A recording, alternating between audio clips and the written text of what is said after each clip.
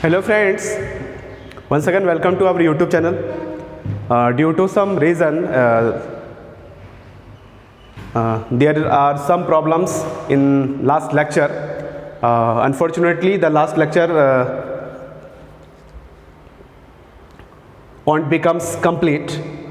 So you can see here हम लोग कहाँ थे? हम लोग थे कि यहाँ पर जो है ट्रांसवर्स कॉमन टेंजेंट का क्या आना चाहिए, तो दो ट्रांसवर्स कॉमन टेंजेंट दो होगा। लेकिन जब हम इस कंडीशन को मतलब जब हम इस ज्योमेट्री को अप्लाई करते हैं तो हम देख रहे हैं कि m के टर्म में लीनियर इक्वेशन आ जाता है। लीनियर इक्वेशन आने का मतलब ये हुआ कि m का एक ही वैल्यू मिलेगा। लेकिन हम लोग पहले से देख चुके हैं कि हर हाल में टेंजेंट जो है आपका 4 गो होना चाहिए। 2 हम पहले निकाल चुके थे डायरेक्ट कॉमन टेंजेंट, अब बाकी जो 2 है अब हमको निकालना था। लेकिन यहाँ पर हम देख रहे हैं कि m का वैल्यू सिर्फ आ रहा है -3/4।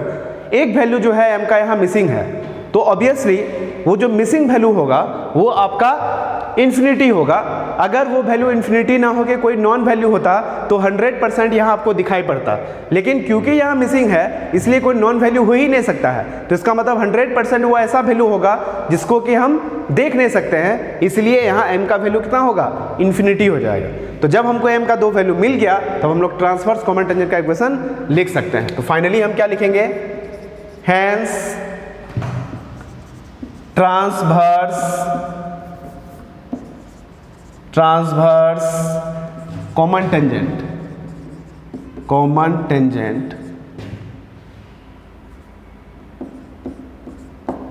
टेंजेंट्स आर कितना कितना होगा, तो एक हो जाएगा y -5/2 और यहाँ इक्वल टू के जगह में m के जगह में लिखेंगे -3/4 और यहाँ हो जाएगा x -0।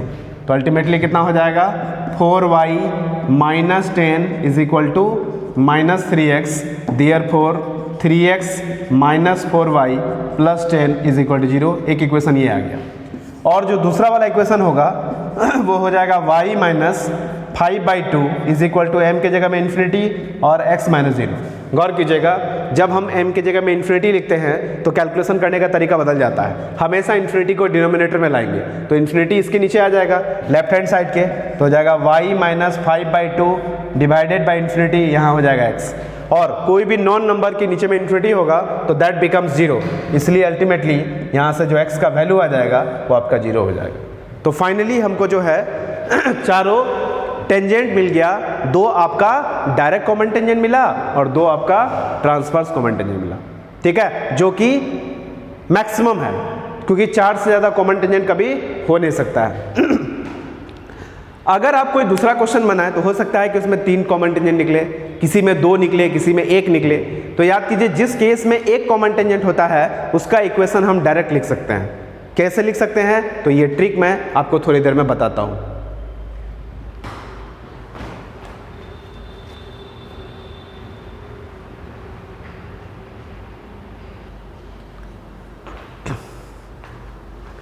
हेलो फ्रेंड्स, यहाँ थोड़ा मिसिंग है, ये -3x हो जाएगा क्योंकि मैंने सारे टर्म को इधर लेके आया।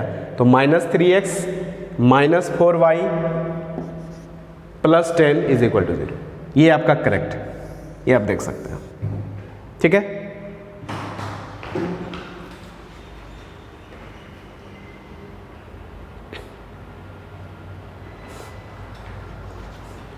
हेलो फ्रेंड्स, तो अभी आपने देखा कि कैसे हम लोग ट्रांसवर्स कॉमन टेंजेंट और डायरेक्ट कॉमन टेंजेंट का इक्वेशन निकालते हैं।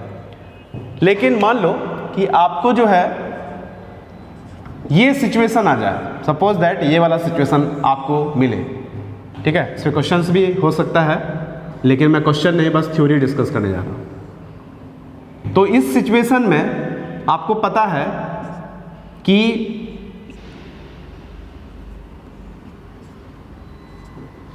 तीन टेंजेंट होगा। 2 आपका DCT है, तो डायरेक्ट कॉमन टेंजेंट जैसे आप निकालते हैं वैसे आप निकालिए क्योंकि रूल्स फिक्स है। ठीक है, वैसे ही आपको निकालना पड़ेगा। लेकिन जहां तक ट्रांसवर्स कॉमन टेंजेंट की बात है, आप देख रहे हैं कि यहां पर ट्रांसवर्स कॉमन टेंजेंट जो है आपका क्या होगा, 1 होगा। ये एक्सटर्नल टच का केस है। एक्सटर्नल टच में क्या होता है, कि C1 C2 सेंटर्स के बीच का डिस्टेंस अगर रेडियाई के सम के इक्वल हो जाए तो इस केस में नंबर ऑफ कॉमन टेंजेंट्स हो जाएगा 3। तो ये जो पॉइंट ऑफ कांटेक्ट है, यहाँ पर अगर हम टेंजेंट खींचे, ठीक है, P पॉइंट पर, ये है tangent at point of contact, इसको लिख सकते हैं, ये है आपका tangent at point of contact. Contact point पर जो टेंजेंट का इक्वेशन है उसको निकालने का एक हार्ड एंड फास्ट रूल है। क्या है कि अगर ये सर्कल है s बराबर 0 और ये सर्कल है s डैश बराबर 0, ठीक है, तो हम यहाँ लिख सकते हैं equation of tangent at point of contact क्या हो जाएगा, तो हो जाएगा s minus S dash is equal to 0। ये एज ए फॉर्मूला है, इसको आप याद रख सकते हैं। मतलब जब हम एक सर्कल में दूसरे सर्कल के इक्वेशन को माइनस करेंगे तो 100% आपको एक स्ट्रेट लाइन मिलेगा, और वो स्ट्रेट लाइन क्या होगा, और वो स्ट्रेट लाइन खुद एक टेंजेंट का इक्वेशन हो जाएगा।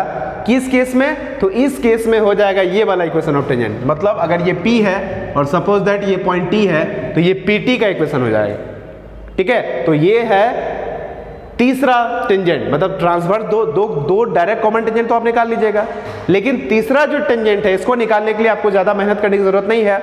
उसके लिए मैंने एक हार्ड एंड फास्ट रूल दे दिया, किसी सर्कल में दूसरे सर्कल को माइनस कर दीजिए, ऑब्वियसली यही आपका इस टेंजेंट का इक्वेशन हो जाएगा। चलिए, ये मेरा नोट नंबर फर्स्ट हुआ। अब हम नोट नंबर 2 देखते हैं। नोट नंबर 2 में क्या है कि ये भी सिचुएशन तो हो सकता है कि सर्कल जो है एक दूसरे को इंटरनली टच करे। तो ये C1 इज इक्वल टू ये C1 है, इसका सेंटर C2 है। इस केस में क्या था, C1 C2 is equal to R1 minus R2 का मॉड, मतलब ये इंटरनल टच का केस है। और इंटरनल टच के केस में भी आपको कॉमन टेंजेंट एक ही मिलेगा और वो मिलेगा पॉइंट ऑफ कांटेक्ट पे। तो ये जो आप देख रहे हैं यही आपका क्या है, कॉमन टेंजेंट है। किस पॉइंट पर, तो P पॉइंट पर, और इस केस में एक ही कॉमन टेंजेंट होगा। तो इस केस में भी अगर ये सर्किल का इक्वेशन s बराबर 0 है, ये s डैश बराबर 0 है, तो यहाँ लिख सकते हैं इक्वेशन ऑफ टेंजेंट, ठीक है, एट P, दैट इज ये भी आपका क्या है, कॉमन टेंजेंट है। तो इस केस में कॉमन टेंजेंट हो जाएगा s minus S dash is equal to 0, मतलब सेम आंसर होगा। तो चाहे ये वाला टेंजेंट निकालना हो, चाहे इस केस में ये वाला टेंजेंट निकालना हो, दोनों ही टेंजेंट निकालने के लिए आपके पास एक फार्मूला है जो कि है क्या, s minus S dash is equal to 0। मतलब एक सर्किल के इक्वेशन में अगर आप दूसरे वाले सर्किल को माइनस कर दीजिएगा तो ऑब्वियसली आपको क्या मिलेगा, कॉमन टेंजेंट मिल जाएगा। और वो कॉमन टेंजेंट कौन सा होगा ये भी देख लिया, ऐसा नहीं कि ये रूल है तो कहीं भी लगा दीजिए, वो गलत हो जाएगा। जब आपका दो टेंजेंट सेपरेट होगा तब आप डायरेक्ट कॉमन टेंजेंट निकालिए, ट्रांसवर्स कॉमन टेंजेंट निकालिए।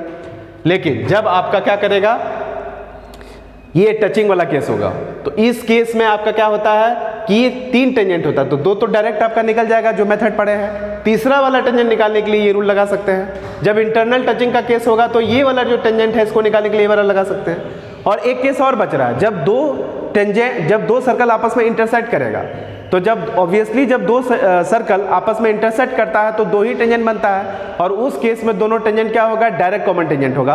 और डायरेक्ट कॉमन टेंजेंट निकाला कैसे जाता है ये आपको बखूबी पता है, ठीक है। तो यही है लेक्चर्स किससे रिलेटेड, तो कॉमन टेंजेंट से रिलेटेड।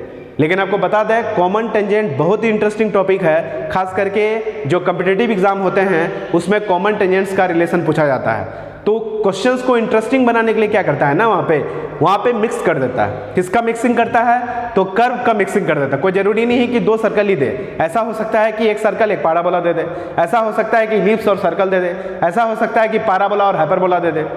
तो 2 अलग अलग कर्व का मिक्सिंग से आपको पूछेगा कि कॉमन टेंजेंट निकालिए, तो उस केस में जो भी कॉमन टेंजेंट का क्वेश्चन होगा वो बहुत ही इंटरेस्टिंग हो जाता है। और यही कारण है कि ऐसे क्वेश्चंस को जनरली एग्जाम में पूछा जाता है, ठीक है। तो आगे जब हम लोग और भी कर्व पढ़ेंगे, जैसे पैराबोला, हाइपरबोला, एलिप्स पढ़ेंगे, तो वहाँ पे मिक्सिंग टाइप का क्वेश्चंस आएगा।